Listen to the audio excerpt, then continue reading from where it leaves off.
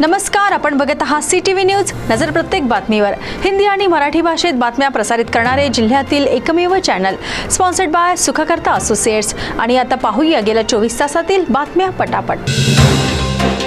चंद्रपूर शहर महानगरपालिका सध्या दोन राजकीय पक्षांच्या कचाट्यात सापडली असून चंद्रपूर शहरातील विकास कामांना या राजकीय द्वंद्वामुळे खीळ बसली आहे. रोज कुठल्या ना कुठल्या कारणांवरून सत्ताधारी पक्षातीलच दोन गट किंवा सत्ताधारी आणि विरोधक यांच्यात कलगीतुरा रंगत आहे आणि यामागे महापौर आणि आयुक्तांची शक्ती खर्च होत आहे. त्यामुळे शहरातील इतर विकास कामे मात्र खोळंबली असल्यामुळे नागरिकांत रोष निर्माण झाला आहे. निवृत्त शिक्षकाला सरकारी नोकरीच्या नावाखाली लाखोंचा गंडा. वणी शहरात एका निवृत्त शिक्षकाला तुझ्या मुलाला नोकरी लावून देण्याच्या नावाखाली त्याच्याकडून टप्प्याटप्प्याने लाखो रुपये उकळण्यात आले. मंत्रालयात माझे संबंध असल्याच्या नावाखाली असे गोरखधंदे सर्वत्र सुरू आहे. पारंपरिक रूढी आणि परंपरांना छेद देत दोन जुळ्या मुलींनी आपल्या आईच्या पार्थिवावर अंत्यसंस्कार केल्याची घटना भद्रावती शहरात घडली. येथील झिंगुजी वार्डात दोन जुळ्या मुलींच्या डोक्यावरील मातृछत्र हरपले. विधी आणि निधी चंदन नागपुरे यांनी समाजापुढे आदर्श निर्माण करीत आपल्या आईच्या चितेला मुखाग्नी दिला. शहरात सिलेंडरकरिता नागरिकांच्या रांगा दिसत आहे, परंतु यापेक्षा विदारक परिस्थिती ग्रामीण भागात असून तेथील गृहिणींना सिलेंडर शासकीय नियमानुसार 8 दिवसात मिळाला पाहिजे, परंतु तांत्रिक कारणे पुढे करिता तो कालावधी 25 दिवस ते 45 दिवसाचा करण्यात आला. एकीकडे सिलेंडर नाही आणि दुसरीकडे सरपण गोळा करण्याकरिता जंगलात गेले तर वाघाच्या हल्ल्याची भीती. अशा दुहेरी कोंडीत ग्रामीण भागातील महिला सापडल्या आहेत. अतिशय शिस्तप्रिय, प्रामाणिक, सनदी अधिकारी तुकाराम मुंडे यांनी कर्मकांड, कालबाह्य रूढी परंपरांना फाटा देऊन त्यांच्या आईचे अस्थि विसर्जन न करता घरासमोरील दारात एक खड्डा खोदून त्यात विसर्जित केल्या आणि त्यात एक वडाचे वृक्ष लावले. त्याचबरोबर 10वा 13वी गोड जेवण असे पुढील कोणतेही विधी न करता फक्त 2 दिवस कुटुंबासहित त्यांनी सांत्वनपर भेटीसाठी उपलब्ध राहिले. सर्व सरकारी कर्मचारी आणि अधिकाऱ्यांची बदली 27 मार्च 2027 पूर्वी करण्यात येणार नाही असा शासकीय निर्णय निर्गमित करण्यात आला आहे.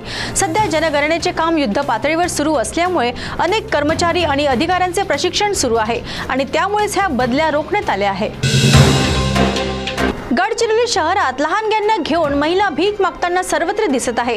याची तक्रार महिला व बाल कल्याण विभागाकडे करण्यात आली होती. त्या अनुषंगाने महिला व बाल कल्याण विभागाचे अधिकारी यांनी शहरात फेरफटका मारला, परंतु त्यांना अशी कुठलीही आक्षेपार्ह गोष्ट आढळली नाही. अखेरीस एका समाज सुधारकाने या अधिकाऱ्यांना प्रत्यक्ष ठिकाणी नेऊन वास्तव निदर्शनास आणले. यावेळेस 3 महिलांना महिला व बाल कल्याण विभागाने आपल्या ताब्यात घेत त्यांचे आपुलकीने चौकशी केली, परंतु त्यानंतर सुद्धा शहरातील इतर भागात हाच प्रकार सुरू असल्याचे निदर्शनास आले आहे. वर्धा जिल्ह्यातील येळकेळी गावात एक विचित्र प्रकार उघडकीस आला असून तेथील पाळीव प्राण्यांचे कान कापून नेल्याची घटना उघडकीस आली आहे.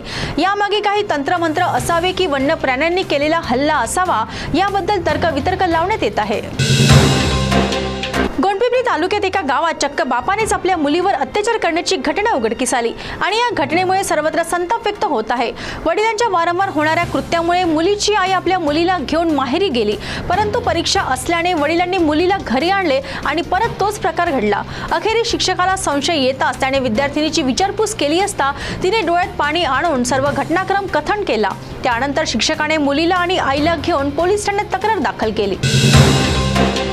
चंद्रपूर जिल्ह्यात मागील 3 महिन्यात 15 मुली बेपत्ता झाल्याची धक्कादायक माहिती समोर आली आहे आणि आता कोरपणा तालुक्यातील एक 15 वर्षीय मुलगी संशयास्पदरित्या बेपत्ता झाली आहे.